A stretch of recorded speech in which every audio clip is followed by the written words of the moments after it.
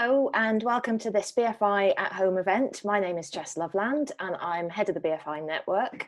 I'm joined tonight by filmmakers who have all made short films as part of the Uncertain Kingdom programme, which is now available to watch on the BFI player and on other platforms.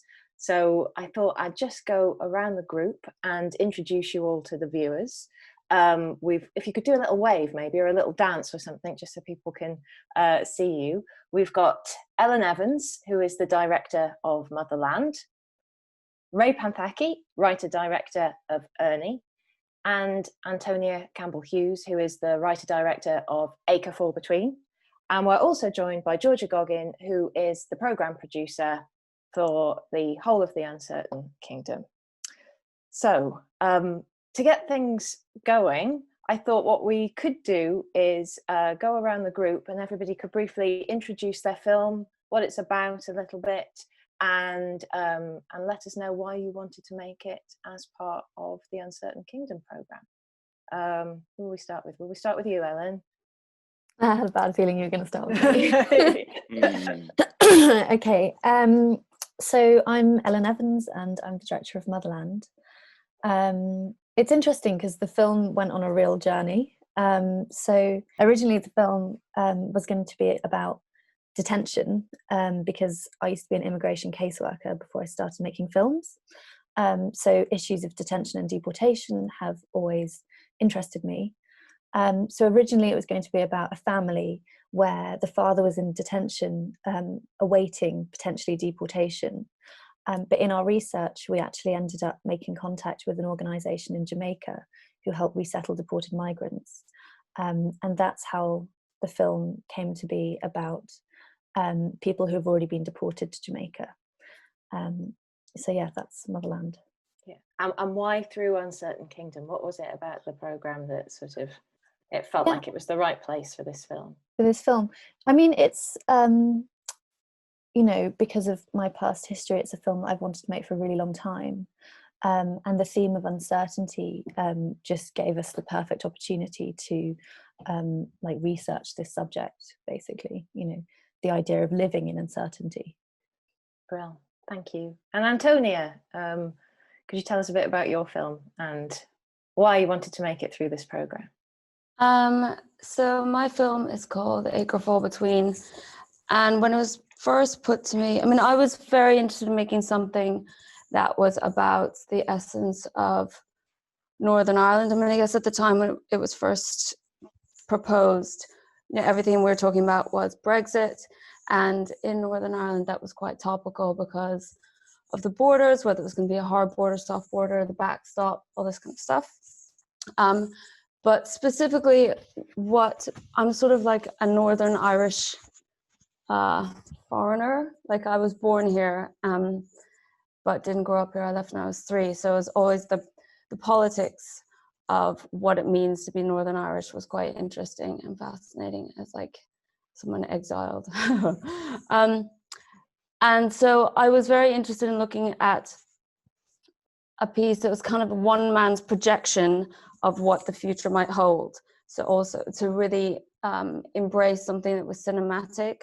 So and it plays out almost like he's the last man on Earth, because at the time we were being bombarded with all the stuff about climate change, what was going to happen, the potential future of our country or our globe in 20 years' time. You know, that was very topical at the time. So yeah, that's kind of, it was all those themes put together. And I know it was like looking at 2019, 2020, but I was taking it slightly further and looking at like the potential of 2030. Brilliant, thank you. And Ray? So my film is a narrative fiction, and it touches on a number of social issues, including loneliness, bullying, mental health issues. It follows the story of a 55-year-old man who has been a carer for his elderly father for pretty much most of his life.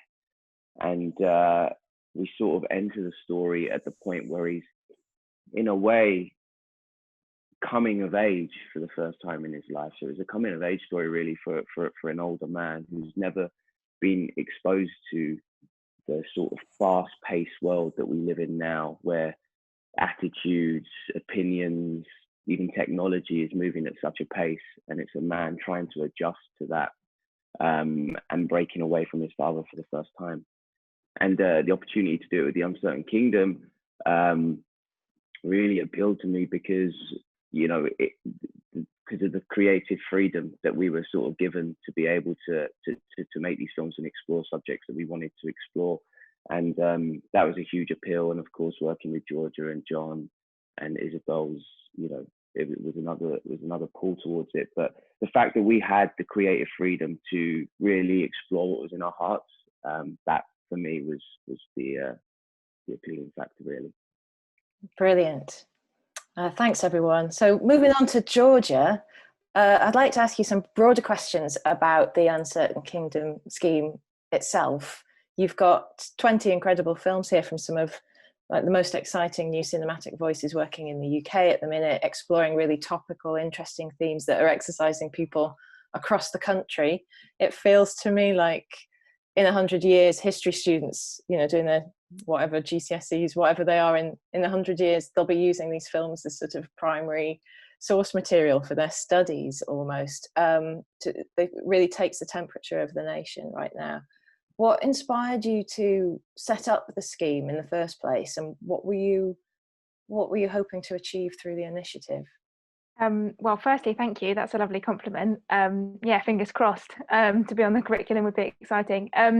But the original project, it's the brainchild of John Jenks, and John is a filmmaker himself as well as an executive producer. He runs a film fund, and he had come to sort of towards the end of 2018 when the project kicked off, and felt that there was so much going on, you know, like all of the issues that Ellen and Ray and Antonia have just listed, plus however many others were happening. And feature films, you know, as you know, and as probably a lot of your listeners will know, take an incredibly long time to make.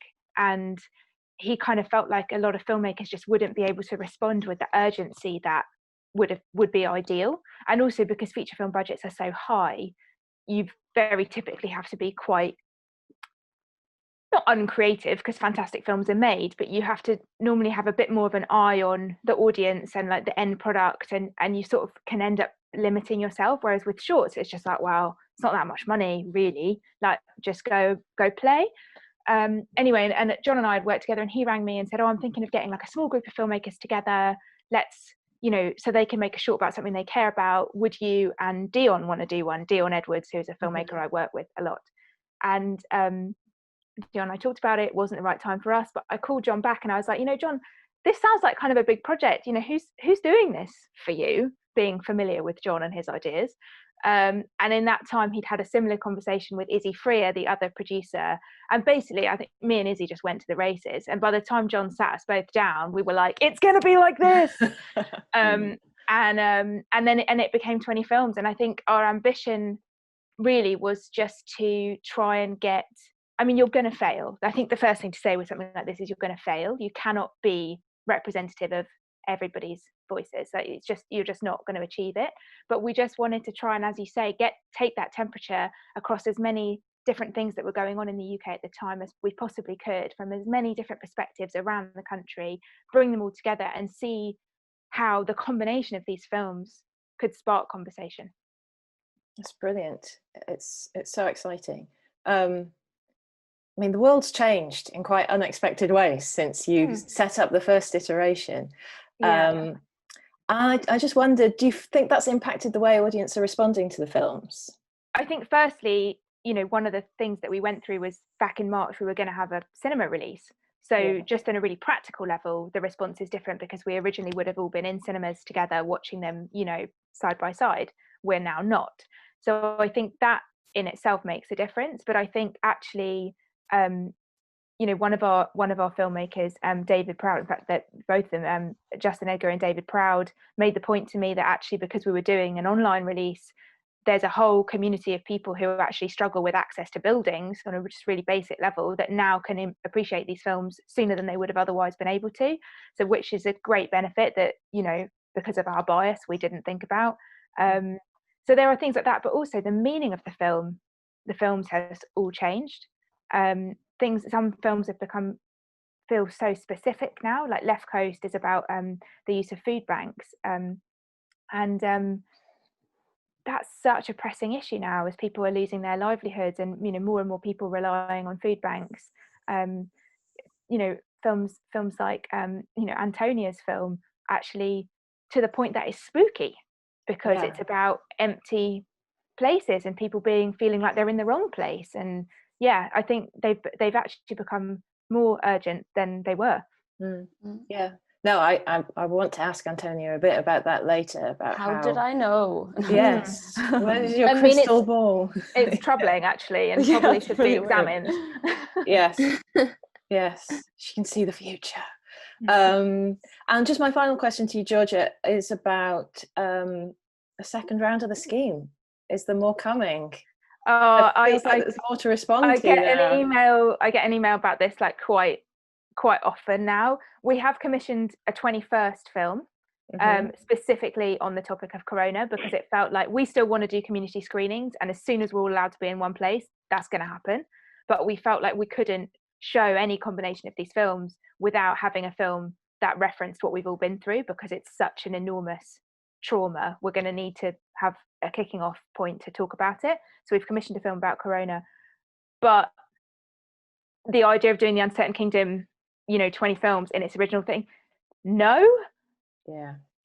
I mean, there just isn't a plan to repeat it in the same way, but at the same time, it's me and it's John and it's Izzy, so let's see.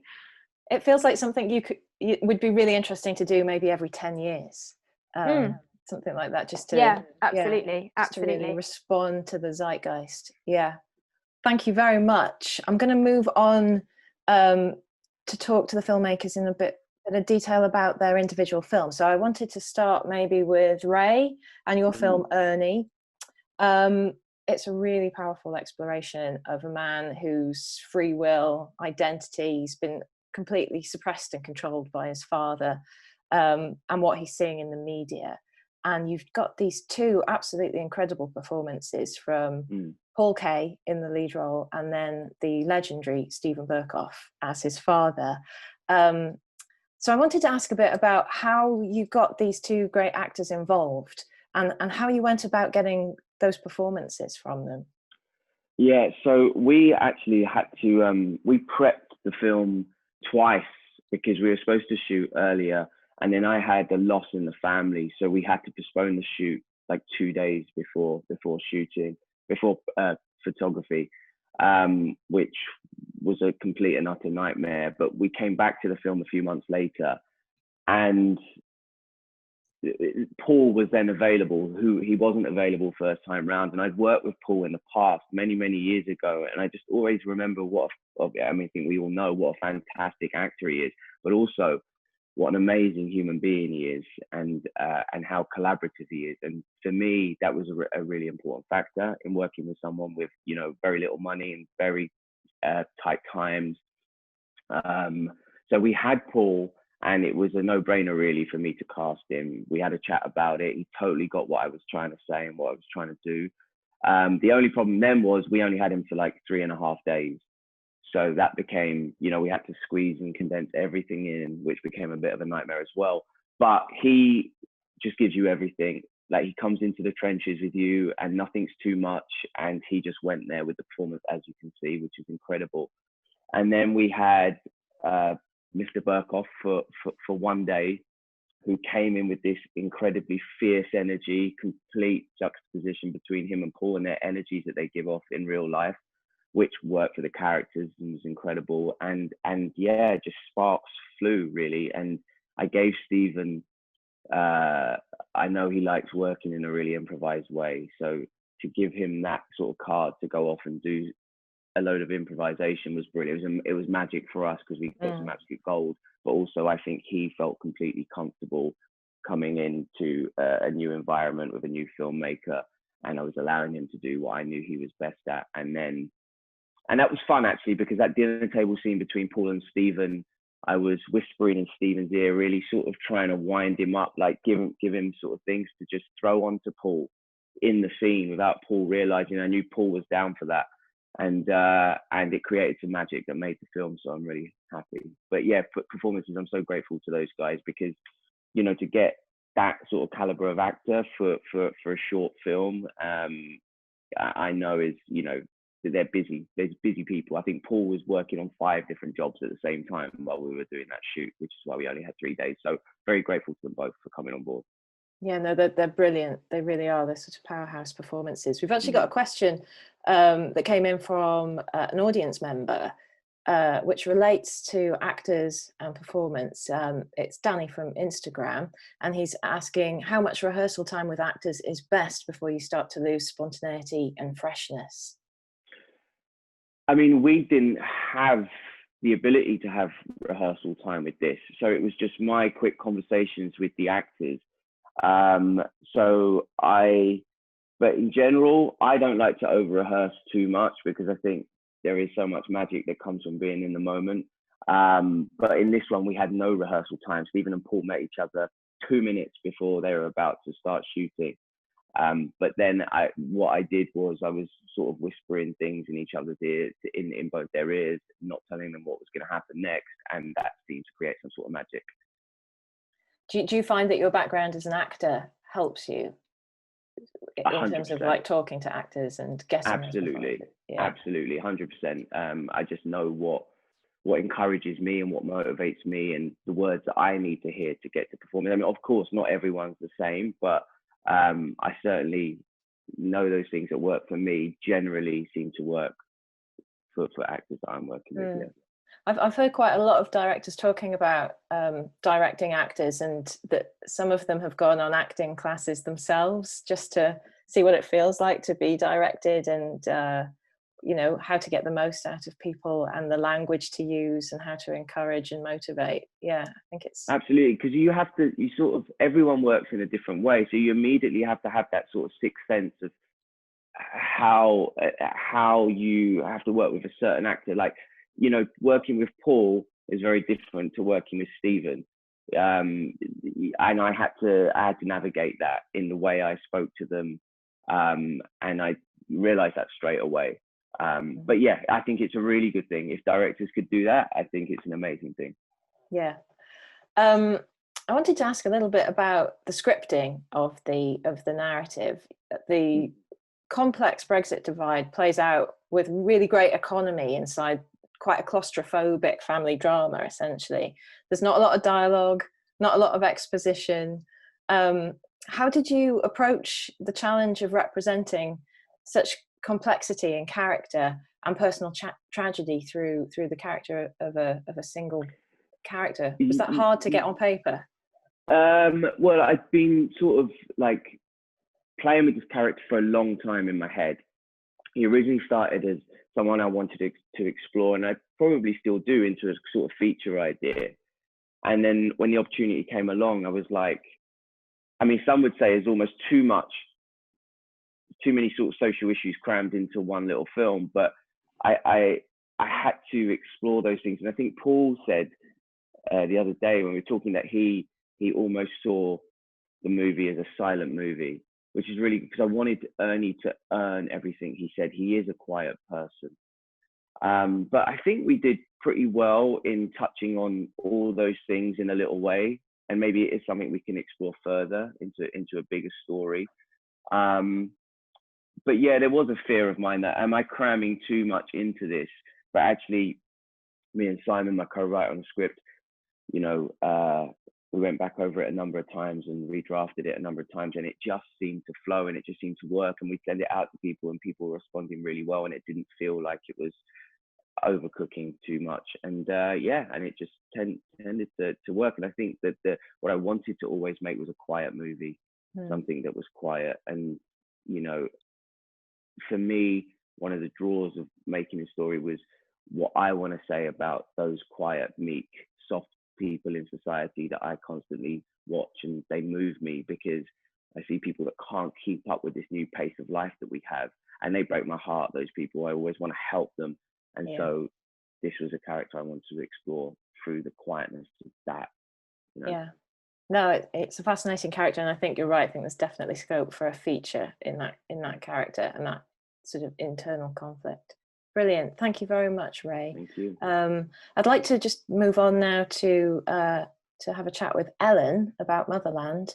The film's a documentary. It explores first-hand accounts of 3 Jamaican-born British men who've been forcibly returned to what's deemed their home country by the British government. You've spoken a bit about this already in your intro. I wondered what drew you to the subject initially, and how you went about finding those 3 incredible contributors. Yeah, so you know, as I said before, the film was originally going to be about someone in detention who had been separated from their family, and the kind of uncertainty that you would live in if you were awaiting a decision on whether you're allowed to stay or not. And then in our research, we came across this organisation in Jamaica, and basically we decided to situate the film just further along its own timeline. So it became about people who had already been deported,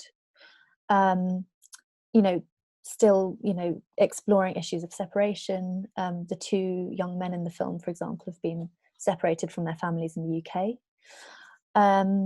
So yeah, we found the 2 young men through the charity in Jamaica, and Ken Morgan, who is the Windrush guy, he's got a slightly different story, obviously, because he was never deported. He went back to Jamaica for a holiday and was not allowed re-entry into the UK because the border officials didn't believe he was British, and they confiscated his passport. So Ken we found through Amelia Gentleman. She's the journalist at The Guardian who broke the Windrush scandal in 2018. Great, that's really, really interesting. And how have Ken, Tremaine and AT responded to the film? Have they seen it? And yeah, they've all seen it. I think they all like the film. Ken in particular is a fan of it. We did a Q&A with Ken quite recently, and I'm quite close to Ken. I speak to him most days now. But yeah, I mean, we're still trying to work out what to do with the film, because I hope it has an advocacy element as well, particularly in regards to campaigning for, you know, it explores Windrush, but it also explores this phenomenon of deporting young men following prison sentences, which is something that's not discussed widely, and yeah, would like to try and use it to help. Yeah, I mean, that's something that I was sort of shocked when I discovered that through the documentary, because the Windrush scandal has been so widely discussed in the media, but that seemed like another facet. Completely different facet, and affecting much younger people as well. Really, really fascinating. So you talked about it wanting to have a sort of campaigning advocacy purpose. Are you hopeful that those decisions, they might be able to appeal them, or they might be able to review or have an inquiry? So Ken is he's been issued a indefinite leave to remain, which is kind of absurd because he's a British citizen. So it's strange that they've given him that, and he's still waiting for his passport. With the 2 young men, they can't. They've reached the end of the line, right? I think Tremaine is allowed to reapply to come back to the UK after 5 years, but the likelihood is that they wouldn't accept that because they rarely do once you've been deported. And for AT, I believe it's a lifelong ban, so he can't ever come back. So they're waiting maybe for there to be change. It changes to the law, yeah. So that's kind of the direction that we would go if we were to push this film as advocacy. Yeah. And do you think there might be a longer form version of this film that you could? I think there's definitely something worth exploring in a feature for it.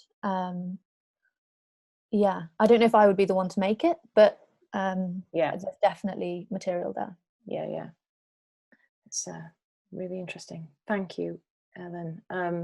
So moving on to Antonia, if I may, and your film Acre Fall Between. I think this is possibly one of the more experimental of the Uncertain Kingdom films, to say the least. It has a really dreamlike quality where the physical world and objects, they seem familiar, but they're presented in a way that makes them feel sort of slightly uncanny and threatening. As Georgia was speaking about earlier, can you tell me how you went about creating that tone and atmosphere that's sort of slightly unsettling? Well, that's the one thing I would say was so wonderful about Georgia and John and team, is how much freedom they allowed. And I know it was always a question of, does it have a narrative that does follow through? And I've been working on something for quite some time.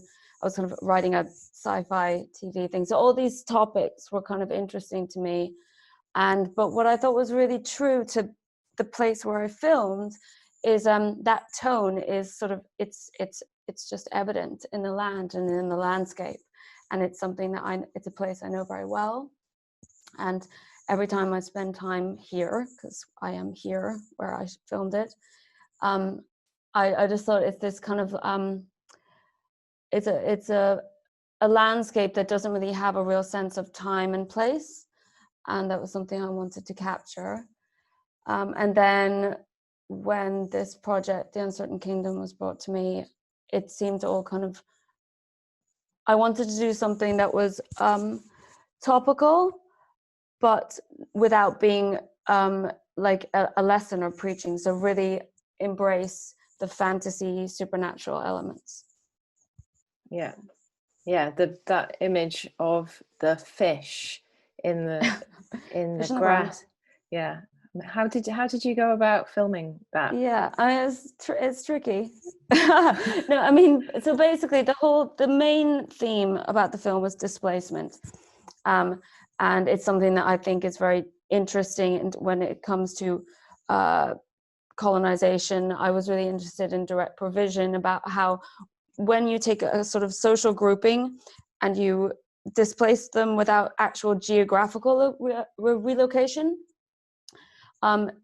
it's about the inability to thrive in a hostile environment. And so I used the environment and certain elements and animal groupings about how if you relocate them and displace them, how they are in a sort of a hostile terrain cannot thrive. So hence, fish being taken from the sea, put into the ground, they don't thrive. Actually shooting it was difficult. Because bless my wonderful art department, but they're like, so the fish are in the field. So it actually came to me with a spade in torrential rain, because in August in Ireland it's torrentially raining always, digging a hole and having crates of about 400 fish, dead fish from the fishmongers, and filling a hole that kept filling up with mud, and then trying to clean them off with like a squeegee. And then I had a wonderful, we managed to scrounge together like some quite reduced rate VFX, and so they breathe. So that. Interesting, yes. I mean, I'd written a piece that was far more,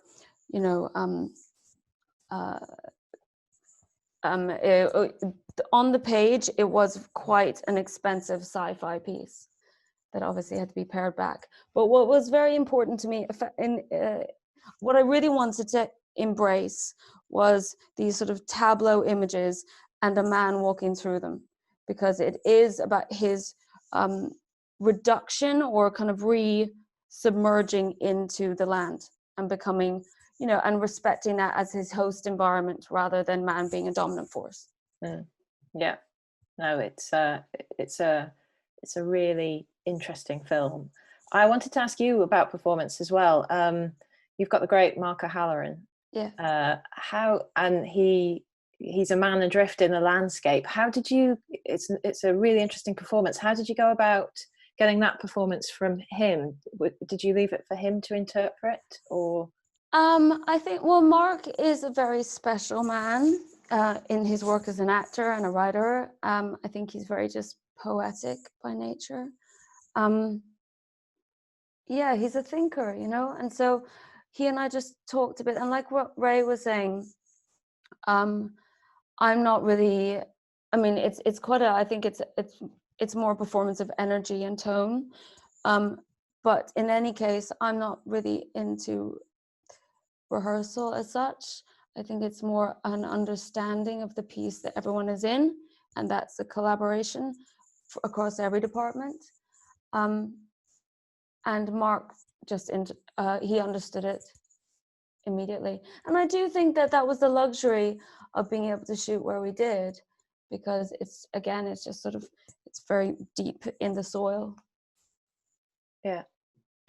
So to pick up on what we were talking about earlier about how you managed to predict COVID when you were making this film, I think it's really interesting to read the film through the lens of the pandemic, and the sense of this world that's in a state of limbo, but also transition. How do you feel about audiences reading it in this way now, in a sort of a frame of reference that you couldn't have anticipated when you were writing it?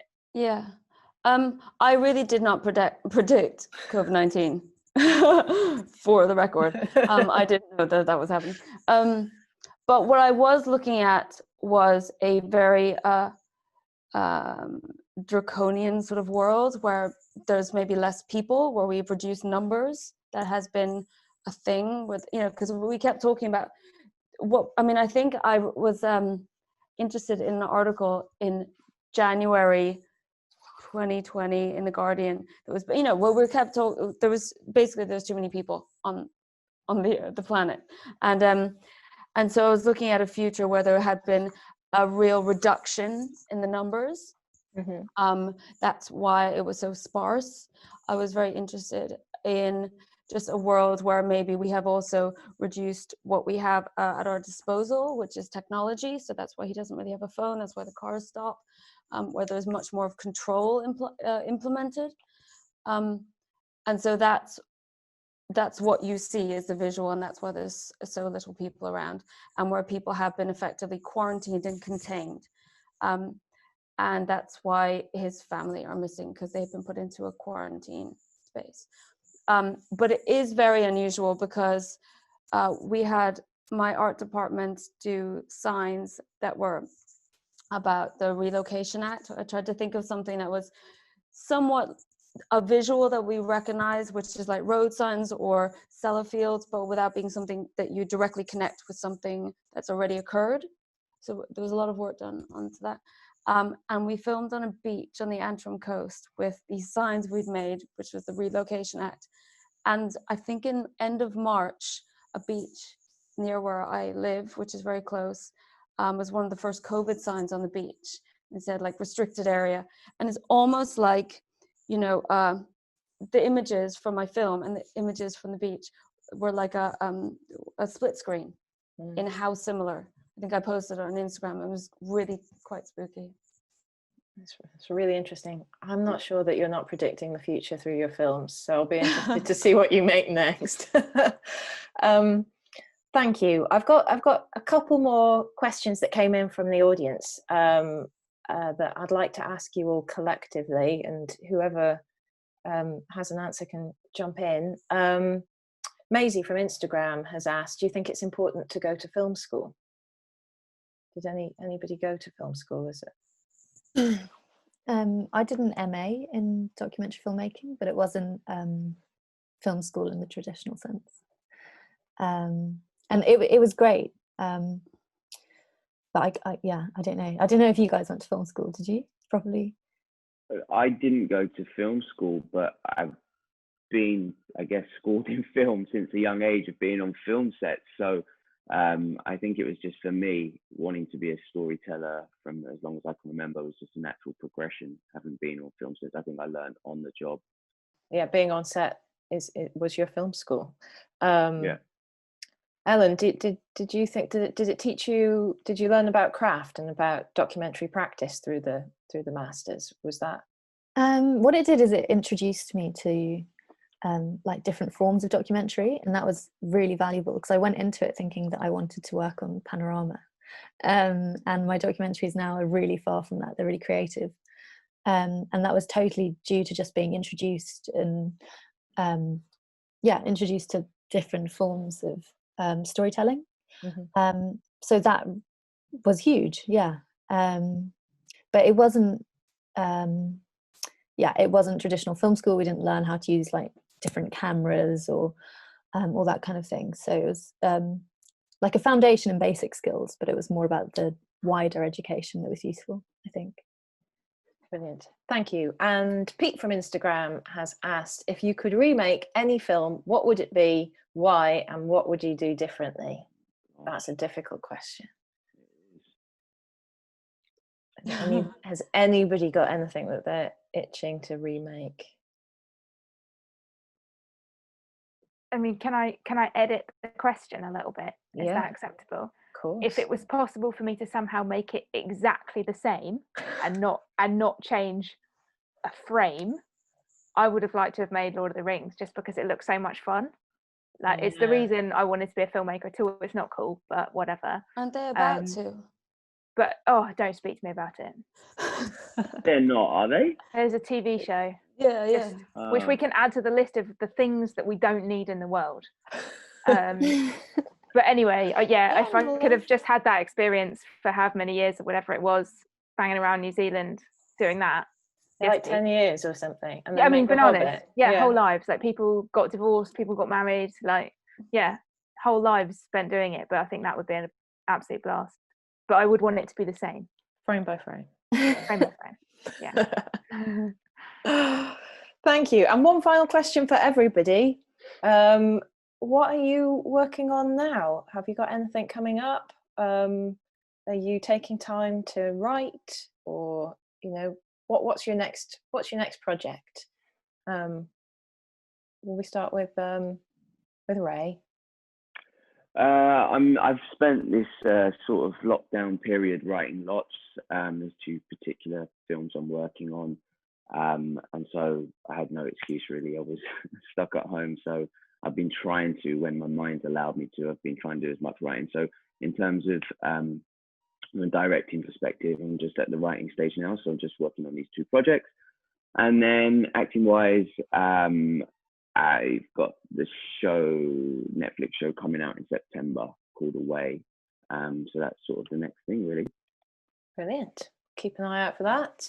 Yeah. Ellen, are you working on something at the minute? So yeah, I'm trying to give fiction a go. So I'm just kind of I've just finished writing like my first fiction short. So we'll see how that goes. Brilliant, that's exciting. moving across into a different format. That's interesting. Yeah. And Antonia? In lockdown, weirdly, I shot a TV show on Zoom. Oh wow, that's great. So I was like, what's Zoom? When they first asked me to do it. It was like in March. So I learned all about Zoom. But yeah, it was I mean, I was so grateful because I was like, wow, maybe I'm the only working actor. And it was a great cast, like Clay Spang and Brian Cox, but it was really hard work because, the costume fittings are on Zoom and they're trying to, because it was in March when we started, Amazon had kind of shut down, so deliveries weren't coming. So they're trying to send lighting rigs and costume to your house, but nothing was turning up. So that was interesting. Anyway, that was that. And then I'm now back in prep on my feature because I was meant to be shooting right now. That's why I'm in Northern Ireland, because I was meant to be shooting, like they were doing builds in Belfast and all. And I was meant to be shooting in June, so it stopped. So now we've been given a new date, and I had to do a COVID pass on my script. Like you get all the rules and regulations, like COVID pass. So my characters went from 21 to 5. Like everyone has to be distanced. You need to allow extra money and time. Ray's face. Sorry. Yeah. It's a hard no from no, but it's our future in a sense. Like so much time for, for sanitizing. you can't have two people in a shot together. Yeah, it's really kind of, my film also does suit it. I mean, it's set in the same environments as my short. Yeah, it's interesting. So, but we have a start date of mid-August, which is great. That's quite soon. Yeah, well, good luck with that. Thanks. Yeah, it's a brave new world, isn't it, shooting post-COVID? I think we're all feeling our way through it right now. And Georgia, how about you? I mean, I'm in a similar bucket to Antonia. My first feature film was about to go just before COVID, then didn't. So we're figuring out how we would do that. This is me and Dion, the filmmaker that I mentioned earlier, Dion Edwards, how we would do that. And in the meantime, developing our second film just to keep busy. And I also direct, so I'm finishing a short that I directed in January. And then, yeah, just writing bits and pieces on the side and trying to experience life at a slower pace and make a benefit out of that rather than fighting it. But it's several months of acceptance to do that. Yes, absolutely. We're nearly through it, I think. Feels like we're getting somewhere now. Touch wood. Yeah, touch wood. Well, thank you ever so much, everybody. Thanks, all the filmmakers. Thank you for your brilliant films and for taking the time tonight to chat to us. For the audience, you can watch all the Uncertain Kingdom shorts on BFI Player now. If you enjoyed this event, please do consider donating to the BFI. They're a charity. Their venues are closed during this lockdown, so your support helps keep them going during this period of closure. Thank you so much for watching. Good night.